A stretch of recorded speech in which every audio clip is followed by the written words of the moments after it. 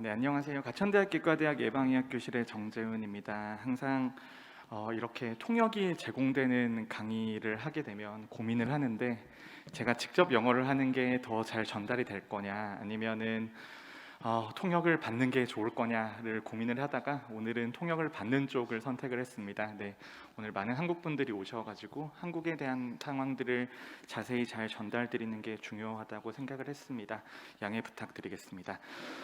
오늘 제가 말씀드릴 내용은 코로나19 대응에 있어서 데이터 사이언스와 데이터 플랫폼이 얼마나 중요한 역할을 했는지를 전반적으로 보여드리겠습니다. 강의에 앞서서 사전 공지 드리겠습니다. 제가 정부의 여러 직위를 맡고 있지만 오늘 발표는 개인 의견이라는 점을 말씀드리고요. 그 다음에 과학기술정보통신부, 보건복지부, 질병청에서 여러 가지 연구에 대한 지원을 받고 있습니다. 그 다음에 저는 혼자 일하는 것이 아니기 때문에 저희 팀에 항상 수많은 선생님들께서 고생을 하고 계시는데요. 특히 이 자료에 대해서는 존스 홉킨스에 계시는 정성목 박사님, 그 다음 보스턴 대학병원에 계시는 조영지 박사님이 많은 수고를 해주고 계십니다. 저는 최근에 감염병에 대한 역학자로 일을 많이 하고 있는데요. 그런데 이 감염병 역학이라고 하는 것이 최근에는 데이터를 통해서 유행을 예측을 하고 굉장히 팬시해 보이는 일이긴 하지만 실제로 저희의 일들은 현장을 돌아다니는 일에 가깝습니다. 이런 데이터의 축적이라고 하는 것은 기본적으로 많은 사람들의 고생과 희생이 있다라는 것이고요. 제가 감염병 연구하면서 가장 가슴 아팠던 사진 중에 하나인데, 우리나라에서는 아직도 병역 의무를 수행을 하면서 감염병으로 목숨을 잃는 많은 분들이 계십니다. 그런 분들을 조사하는 과정에서 감염병에 대해서 조금 더 많은 자료가 있다라면, 그 다음에 좋은 정보를 적시에 전달할 수 있다라면 얼마나 좋을지 항상 고민을 하고 있습니다. 지금은 이제 심평원에서 주최하는 회의이기 때문에 청구 자료를 중심으로 좀 설명을 드리겠습니다. 우리나라에서 청구 자료를 써서 감염병을 연구를 할 때 가장 많이 드는 고민 중에 하나가 과연 청구 자료가 얼마만큼 감염병을 정확하게 반영할 수 있을 것인가에 대한 부분입니다. 청구 자료라고 하는 것이 항상 공격받는 지점이 진단의 정확성, 그 다음에 청구의 지연, 이런 것들인데요. 그런 것들이 과연 우리나라 질병관리청에서 수집하는 신고 자료와 비교했을 때 어느 정도 패턴인지를 보는 것이 감염병으로 청구 자료로 감염병을 연구하는 데 있어서는 매우 중요한 일입니다. 하지만 지금 이제 신고 자료가 잘 구성이 되어 있고 최근엔 신고율이 많이 좋아져 있지만, 다음 보시는 슬라이드를 보시게 되면은 위에 보시는 바 차트가 신고 건수이고요. 이게 막대로 줄로 보이는 빨간 선이 이제 청구 자료인데, 우리나라 같은 경우에는 불과 메르스 이전까지만 해도 감염병의 신고라는 것들에 대해서 의무가 잘 주어지지 않았고 신고가 잘 이루어지지 않았기 때문에 신고율이 많이 떨어지는 상황이었습니다. 그래서 청구 자료로 본다라면 일부 감염병들은 잘 통제가 되는 것처럼 보이지만, 신고 자료로 보게 되면 해당 감염병이 급격하게 증가하는 것처럼 보이는 현상들이 생깁니다. 그렇다면 신고 자료와 청구 자료 중에서 어떤 자료를 더 믿어야 되는 것인가, 이 부분에 있어서는 많은 논란이 있겠지만 저는 그래도 과거 자료에 있어서는 청구 자료가 상당히 좋은 역할을 하고 있다고 생각을 합니다. 지금 이제 보시는 것들이 신고 자료와 청구 자료를 비율로 비교한 막대 그래프인데요. 보시게 되면 우리나라는 메르스가 한번 유행을 했었고, 메르스 이전과 이후에 법정 감염병에 대한 신고 의무 자체가 달라지게 되면서 이후로는 신고 자료와 청구 자료가 거의 일치하는 경향들을 보이고 있습니다. 그 이전에는 청구 건수가 훨씬 더 많았었고 신고 건수는 상당히 적은 상태였습니다. 그렇기 때문에 장기적인 감염병의 추이나 이런 것들을 볼 때에는 청구 자료를 보는 게 상당히 정확할 수 있다, 이런 의견을 저는 가지고 있습니다. 그렇기 때문에 이런 청구 자료의 활용이라고 하는 것이 굉장히 다양한 방향으로 활용이 가능합니다. 보시는 것들은 수두에 대한 것들인데요.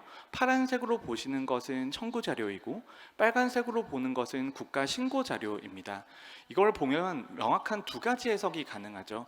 신고 자료로 볼 때에는 분명히 우리나라에서 수두는 급격하게 증가하는 감염병입니다. 하지만 청구 자료로 볼 때에는 우리나라는 수두가 비교적 잘 통제가 되고 있는 감염병이거든요.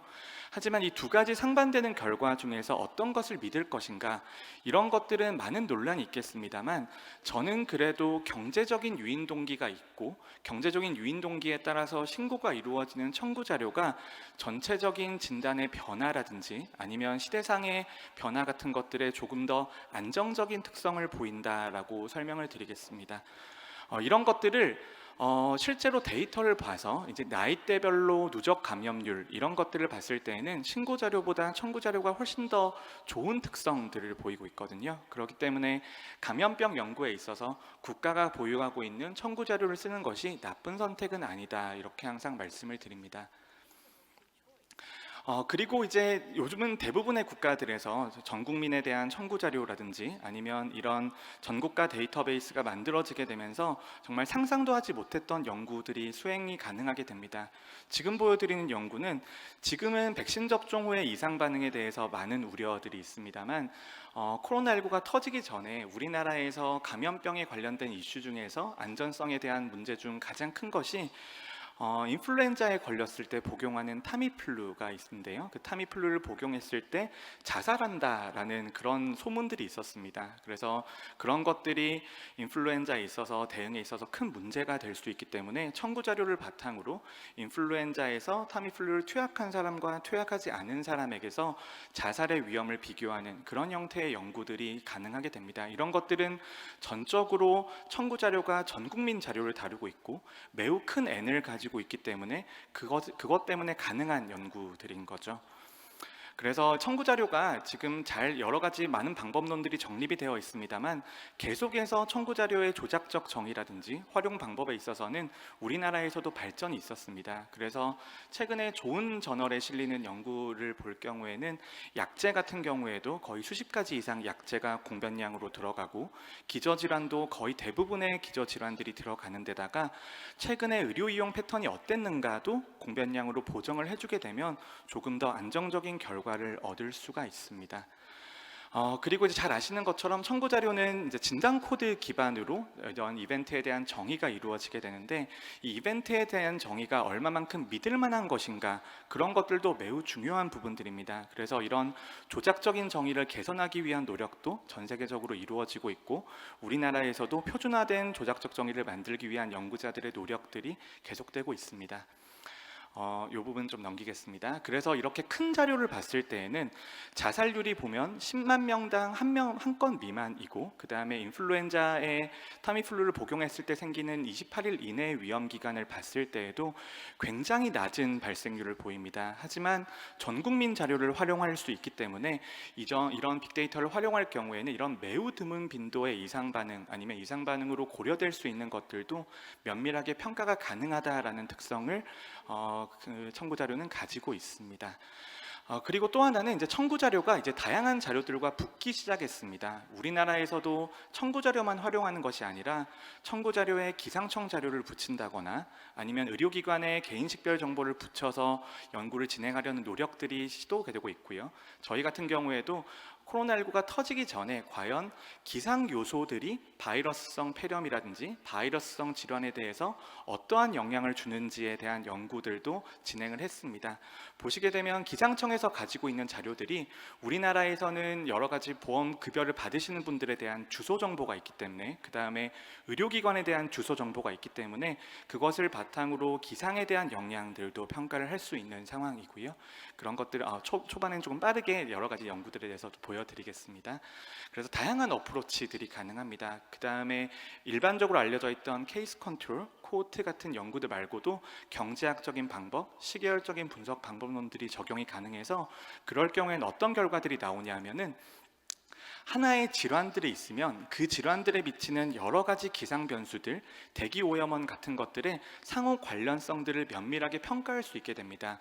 이것은 전적으로 청구 자료가 일자 기반으로 되어 있고 지역 정보가 정확하고 전 국민을 커버하고 있기 때문에 이런 데이터들을 얻을 수 있고, 이것을 바탕으로 바이러스성 폐렴에 대해서 미세먼지가 어떠한 영향을 미치는지 아니면 온도에 따라서 감염병이 어떠한 패턴들을 보이는지에 대한 분석들도 충분히 가능하게 됩니다.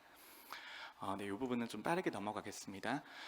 또 하나 중요한 것은 이제 빅데이터를 통해서 얻어낸 자료를 어떻게 예쁘게 표현할 것인가가 매우 중요한 화두가 되고 있습니다. 저희 팀 같은 경우에도 기상 자료만 해도 온도, 습도, 일교차, 일조량, 그다음에 구름량, 그다음에 대기 오염원만 해도 일산화탄소, 이황화황, 그다음에 미세먼지, 오존 이런 다양한 변수들이 있는데 이렇게 수많은 변수들이 데이터 기반으로 여러 가지 가설에 대한 검증 결과가 나왔을 때 그런 것들을 시각적으로 어떻게 표현하는지가 매우 중요하게 됩니다. 이것도 저희가 이제 2x2 테이블의 형태를 구성을 하고 있지만 하나를 보시게 되면은 색의 채도를 통해서 연관성의 강도를 표현하는 그런 방식을 가지고 있습니다. 이런 식으로 빅데이터를 활용한 연구들이 국내에서도 방법론이 급격하게 발전하고 있다라는 점을 말씀을 드리겠습니다. 이렇게 이제 기상에 있어서 여러 가지 시간 지연에 따라서 어떠한 영향들이 있는지 이제 그런 것들이 감염병의 발생에 어떠한 영향을 미치는지도 잘 드러나고 있습니다. 이제 코로나19로 넘어가겠습니다. 이제 코로나19가 처음 발생하게 되었을 때 저희 감염병을 연구한 사람들은 빅데이터 플랫폼의 가치에 대해서 면밀하게 평가를 했고 빅데이터 플랫폼이 매우 큰 가치를 가질 수 있다는 것을 알게 됐습니다. 지금은 코로나19에 대해서 많은 정보들이 투명하게 알려져 있고 근거들이 많이 축적이 되어 있지만 2년 반 정도 전으로 돌아갔을 때에는 정말 많은 것들이 모르는 상태예요. 였습니다. 지금 중요한 이제 코로나19의 대응 수단으로 사회적 거리두기를 많은 정부들이 채택을 했었고 우리나라도 강도 높은 사회적 거리두기를 사용을 했었습니다만 처음에는 사회적 거리두기가 어떠한 영향을 미치는지에 대한 평가도 이루어져 있지 않은 상황이었거든요.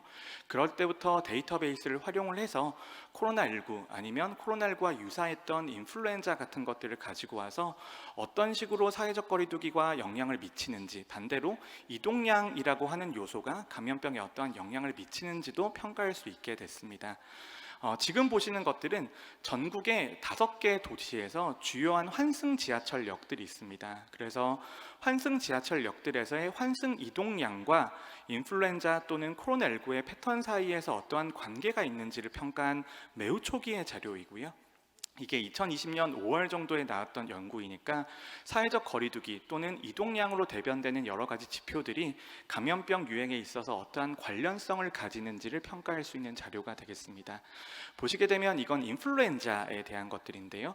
사회적 거리두기, 즉 환승역에서의 이동량과 인플루엔자의 발생 패턴 사이에서는 상당히 연관성이 있으면서도 계절에 따라서 연관성이 강화되는 경향들을 보이고 있습니다.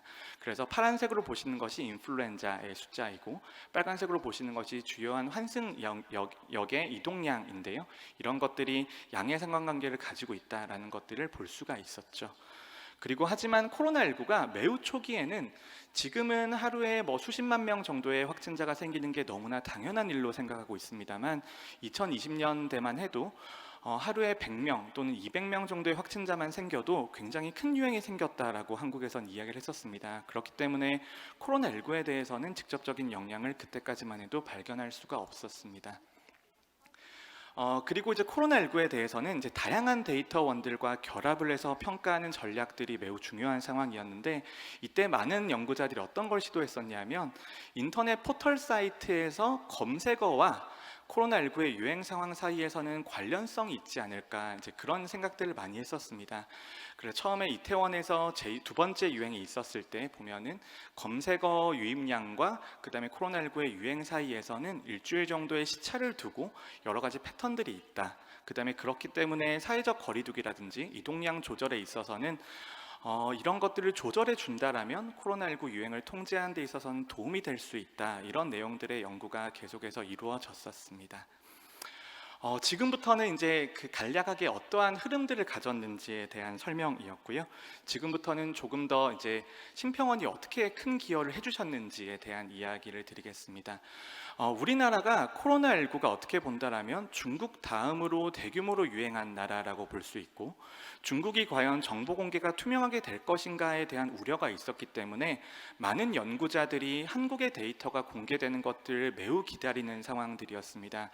하지만 우리나라에서는 이런 감염병에 대해서 통합된 데이터베이스가 존재하지 않았고 감염병에 대한 통합 데이터베이스를 조절하기가 매우 어려운 상황이었기 때문에 심평원과 질병관리청이 질병청에서는 확진자 정보를 제공해 주시고 그 확진자 정보를 바탕으로 건강보험 청구 자료를 바탕으로 다양한 데이터베이스를 오픈해 주셔서 초기에 많은 연구들이 가능할 수 있었습니다. 코로나19가 처음 터졌을 때 지금 생각하면 참 너무 예전 일 같은데요. 첫 번째 우리의 연구자들의 목표 중에 하나가 가능한 치료제의 옵션을 약물 재창출을 통해서 어떻게 얻어낼 수 있을 것인가가 중요한 문제였고, 두 번째는 코로나19 바이러스가 대부분은 ACE2 리셉터를 통해서 움직이고 있기 때문에 고혈압 관련 약제들이 과연 복용해도 안전한 것인지에 대한 우려들이 있었습니다. 거기에 더해서 치료제로 제시되었던 여러 가지 약제들이 실제로 효과가 있는지에 대한 우려들도 있었고요. 마지막으로 코로나19는 어떤 사람들에게 더 위험한지, 어떤 사람들이 감염이 더 많이 되는지, 아니면 감염되었을 때 중증화를 시사하는 여러 가지 위험 요인들은 무엇인지에 대해서 너무나 많은 연구자들이 궁금해 하셨었거든요. 그런데 이제 심평원의 자료 공개를 통해서 이 많은 부분들이 해소가 될 수 있었습니다. 이 연구는 코로나19 빅데이터 플랫폼을 활용을 해서 가장 최초로 수행된 연구 중에 하나입니다. 이것은 보시게 되면은 이때 이제 플로우 차트를 보시게 되면 참 옛날이구나라는 걸 느끼실 수가 있는데, 이때 우리나라에서 PCR 검사를 받으셨던 분들이 심평원 자료에 잡혔던 분들이 22만 명 정도 되셨습니다. 우리나라가 가장 많이 검사했을 때 하루에 80만 명 정도 PCR을 했던 걸로 알고 있는데, 그런 걸로 보면은 하루 단위로 보면 4분의 1 정도밖에 되지 않는 숫자였습니다만, 어쨌거나 우리나라는 PCR 검사를 유지를 하고 있었기 때문에 컨트롤이 테스트 네거티브 컨트롤이 된다라는 매우 큰 장점들이 있었고, 그리고 테스트 네거티브 컨트롤에 대해서 과거력과 미래에 어느 정도의 효과가 있는지, 중증화로 진행이 됐는지를 완전히 평가할 수 있는 장점이 있었습니다. 그래서 그때 확진자가 22만 명 중에서 7,400명 정도 됐었고요. 여기 안에서 감염에 미치는 리스크 팩터가 무엇인지, 그 다음에 감염이 되었더라면 중증화가 되는 데 있어서의 위험 요인은 무엇인지에 대해서 거의 최초로 평가할 수가 있었습니다. 지금은 매우 잘 아시는 정보입니다만, 지금은 당뇨병이 있으시거나 아니면 신부전이 있으시거나 여러 가지 정신질환이 있으시거나 그럴 경우에는 코로나19에 감염될 위험도 높고, 감염되었을 때 중증화로 진행될 위험이 매우 높다라는 것이 매우 잘 알려져 있습니다만, 이때까지만 해도 당뇨병이 주요한 위험 요인이다라는 것은 몇백 명 단위의 싱글 센터 스터디에서만 증명이 되어 있었습니다. 하지만 이런 연구들이 진행이 되면서 당뇨병 환자가 매우 위험할 수 있다, 그 다음에 정신시설에서 격리되신 분들이거나 아니면 정신질환을 가지고 있는 분들이 정신질환이 직접적인 위험 요인이 아님에도 불구하고 실제로 관찰했을 때는 매우 높은 중증화율을 기록하고 있다라는 것들을 평가할 수가 있었습니다. 처음에 저도 이 심평원 데이터를 쓸 수 있다는 거에 너무나 감사했었고, 그 다음에 전 세계 연구자들이 이 플랫폼들을 잘 활용할 수 있으면 좋겠다라는 생각이 들었습니다. 그래서 저희 팀 같은 경우에는 이 페이퍼를 다른 학술지보다는 대한의학회지에 발표를 했었고, 발표를 하면서 저희가 심평원의 분석 코드에 대해서도 완전히 세스 코드 기반으로 공개를 했었습니다. 그래서 지금도 이 페이퍼에 들어가서 보시면 저희가 분석했던 소스 코드가 주석이 달려있는 채로 모두 다 공개가 되어 있습니다. 그래서 심평원 빅데이터 같은 경우에는 국내 연구자들이 활용하기는 매우 좋은 성경입니다. 하지만 전 세계적인 연구자들이 이것을 같이 활용하기에는 여러 가지 변수명이라든지 많은 부분에 있어서 조금 어려운 부분들이 있기 때문에 이제 이런 부분들을 좀 개선하기 위한 노력들이 지속적으로 있어야 된다고 생각을 합니다. 그 다음에 또 중요했던 것들이 가능한 치료제의 옵션이 무엇인지, 그 다음에 그 치료제가 이때까지 사용하고 있던 약제들 중에서 등장한다라면 그래도 도움이 될 것이기 때문에 초기에 치료제를 탐색하려는 노력들이 전 세계적으로 있었습니다. 저희 팀도 심평원 자료를 바탕으로 후보로 약물들이 한 40개 정도가 있었고, 그 40개 약물을 기존에 복용하고 있었던 사람들이 코로나19에 감염되었을 때 중증화의 위험이 줄어드는지에 대해서 집중을 해서 평가를 했습니다. 아쉽게도 무언가가 나왔으면 좋았을 텐데 대부분의 약제들은 코로나19의 중증 진행 또는 감염과는 관련이 없는 것으로 나왔고요. 하지만 이런 것이 좀 도움이 되는 측면도 있습니다.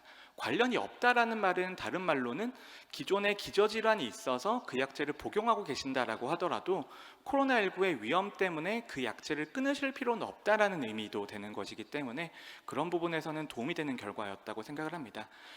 여기에 대해서는 저희가 이제 조금 뒤에 발표를 하게 됐었고요. 그리고 보시는 것처럼 고혈압 약제라든지 당뇨병 약제라든지 고지혈증 약제 같은 것들이 코로나19의 중증화율과 감염과는 큰 관련이 없다라는 것들을 저희가 보여드릴 수 있었습니다.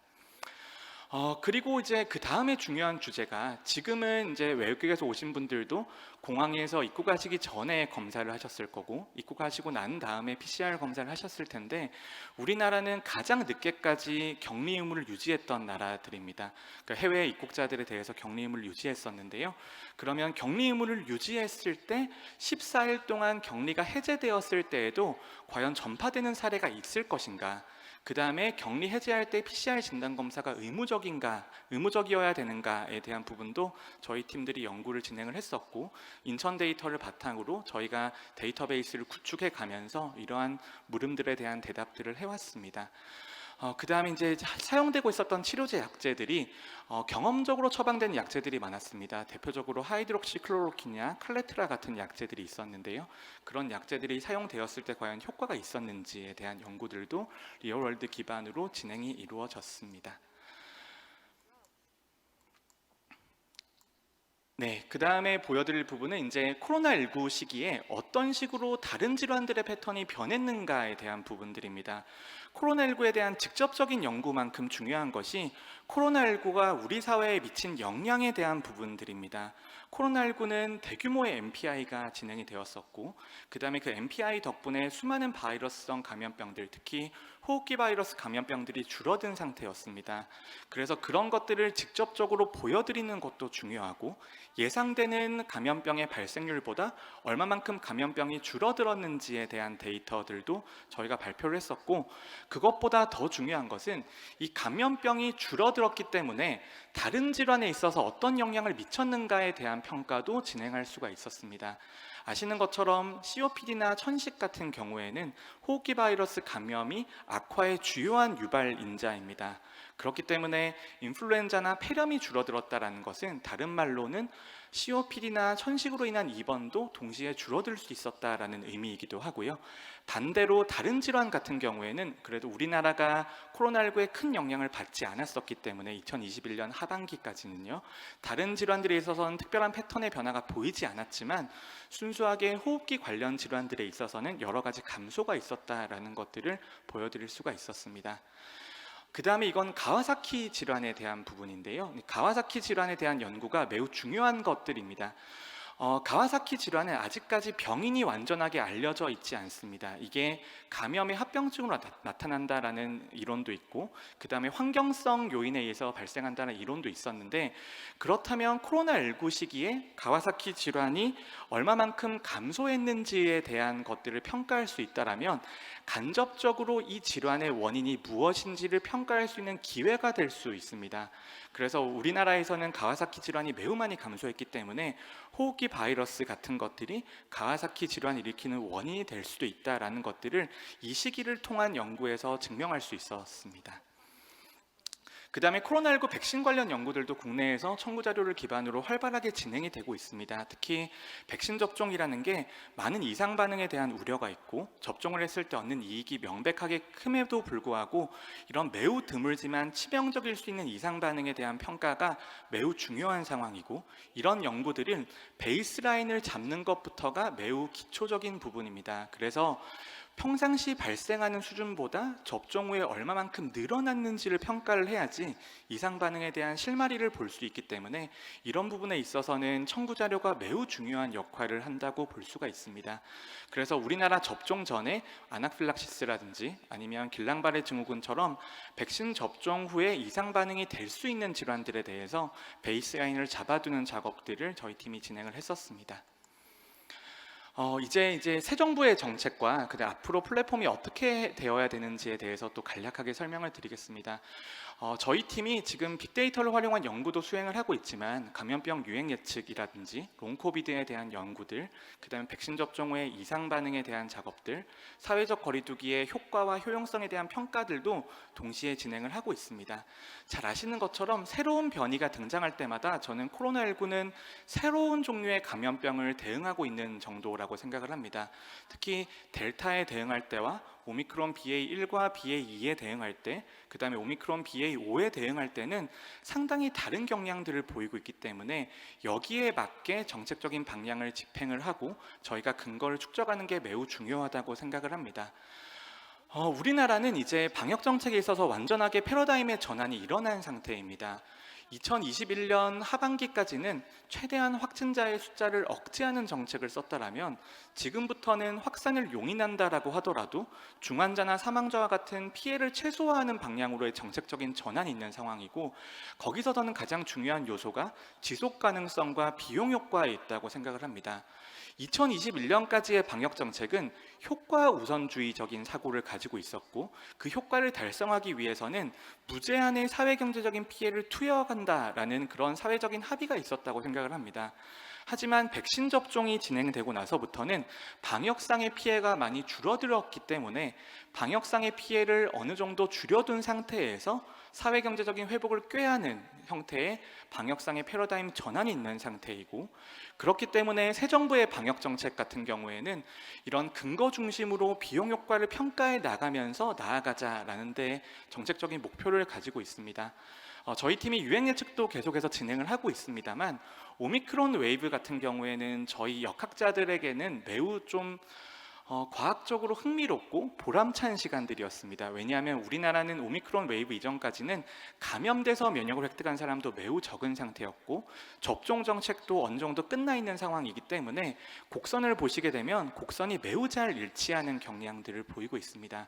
그렇기 때문에 이런 그 모델을 기반으로 예측한 결과와 그 다음에 후향적인 평가를 통해서 사회적 거리두기가 어떠한 영향을 미칠 수 있는지, 그 다음에 사회적 거리두기의 효과와 비용은 무엇인지를 정확하게 평가할 수 있는 시대가 되었습니다. 처음에는 여러 가지 클리니컬 이슈에 대해서 빅데이터가 대답을 해줬더라면 지금은 이런 빅데이터나 데이터 플랫폼을 통해서 과거에 행했던 여러 가지 정책들의 근거를 확보하는 기반이 될 수 있다고 생각을 합니다. 그리고 확진자를 예측하는 것도 중요하지만 더 중요한 것은 우리나라의 의료 체계가 감당 가능하게 중환자를 예측하는 것에 있다고 생각을 하고요. 우리나라는 중환자 병상 확보에 있어서는 이런 빅데이터를 활용한 유행 예측 결과에 바탕을 두고 있습니다. 그래서 이번 BA5 재유행에서는 1,300병상 정도를 준비를 했었고 오미크론 웨이브에서는 2,800병상 정도의 중환자 병상을 준비를 했었는데 이런 것들이 얼마만큼 필요할지에 대해서는 이런 데이터를 기반으로 한 유행 예측이 뒤에 있었다라는 점을 말씀을 드리겠습니다. 그 다음에 또 하나는 이런 예측이나 데이터를 바탕으로 해서 미래의 정책적인 방향도 결정할 수 있다는 것입니다. 지금 백신 접종 정책, 특히 이가 백신 접종에 있어서도 여러 가지 논의들이 이루어지고 있고 접종을 했을 때 얻을 수 있는 이익이 얼마만큼인지, 그 이익을 바탕으로 치러야 될 대가는 무엇인지에 대해서 정책적인 판단이 계속해서 이루어지고 있습니다. 이런 것들이 데이터 플랫폼이 잘 구축이 되고 이루어진다면 충분히 진행 가능할 것으로 생각을 합니다. 그 다음에 또 하나는 새로운 변이가 언제 등장하고 다음의 웨이브는 또 언제 등장할 것인가를 예측하는 작업들도 저희 입장에선 매우 중요합니다. 여기에 있어서는 변이 감시 데이터가 매우 중요한 상황이고 지금은 변이 감시 데이터도 건강보험 청구 자료와 통합하기 위한 노력들을 진행을 하고 있습니다. 그래서 만약에 변이 데이터가 국민건강보험 청구 자료에 이제 결합이 된다라면 그때부터는 조금 더 정확한 예측이 가능할 것으로 저희는 기대를 하고 있습니다. 결과를 좀 설명드리면 지금 유행 정점이 한국에서는 지나갔잖아요. 그런데 저희 팀이 평가하기로는 다음 웨이브는 3개월에서 6개월 주기로 계속해서 올 것으로 예상을 하고 있습니다. 그렇다면 빠르게 본다라면 11월 정도, 느리게 본다라면 내년 2월이나 3월 정도에 다시 한번 재유행이 올 수 있다, 이런 결과를 가지고 있는 상황이고 거기에 맞춰서 방역적인 준비를 하고 있습니다. 이런 예측들은 예산 배분에 있어서도 매우 중요한 역할들을 하고 있습니다. 한국은 경구용 치료제를 약 200만 명분 정도를 미리 구매를 해서 비축을 하고 있는 상황인데요.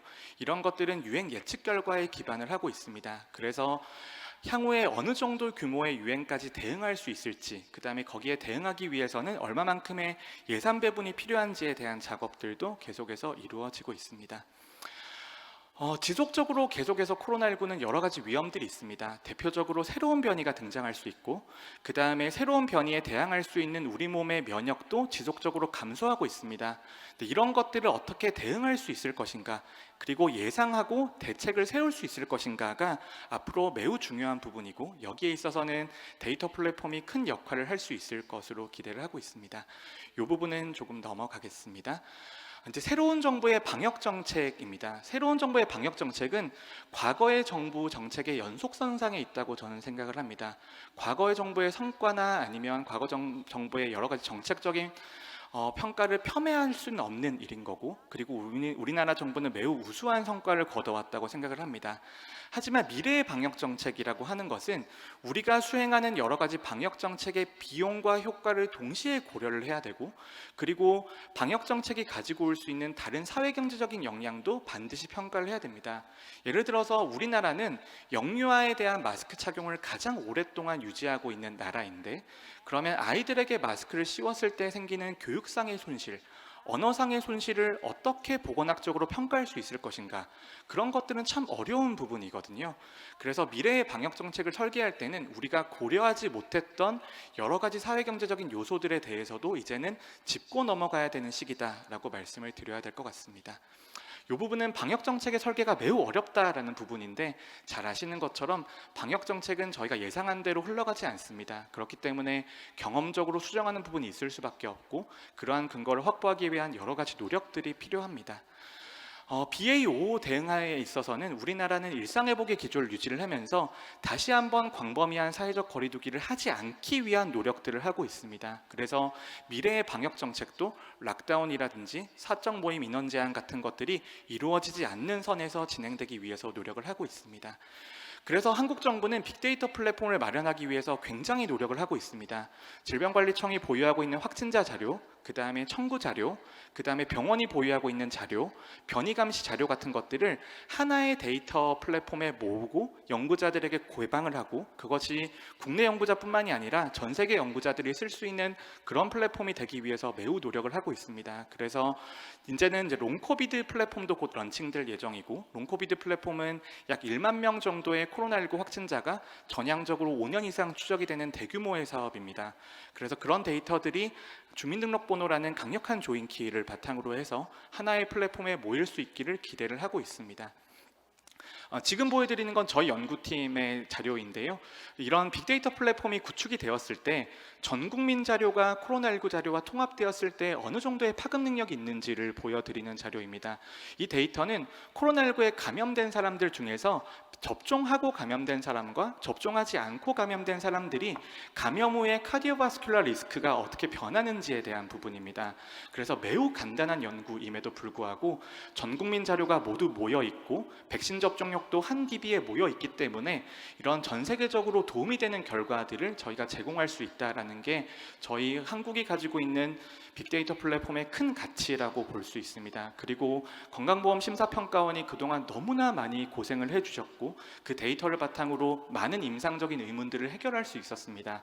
하지만 앞으로도 유행 예측이라든지 사회적 거리두기 같은 이런 이제 비약물적 중재의 효과 평가, 그 다음에 롱코비드에 대한 추적에 있어서는 이런 빅데이터 플랫폼과 심평원의 참여가 너무나 필수적인 부분이고, 그리고 플랫폼이 잘 구축이 된다면 전 세계적으로도 기여할 수 있는 좋은 기회가 될 수 있을 것으로 저는 생각을 하고 있고, 여기에 있어서는 항상 심평원이 너무 많이 도와주시고 저희 전문가들에 있어서 항상 협력해 주신 부분에 대해서 감사하게 생각을 하고 있습니다. 네, 이상으로 발표 마치겠습니다. 감사합니다.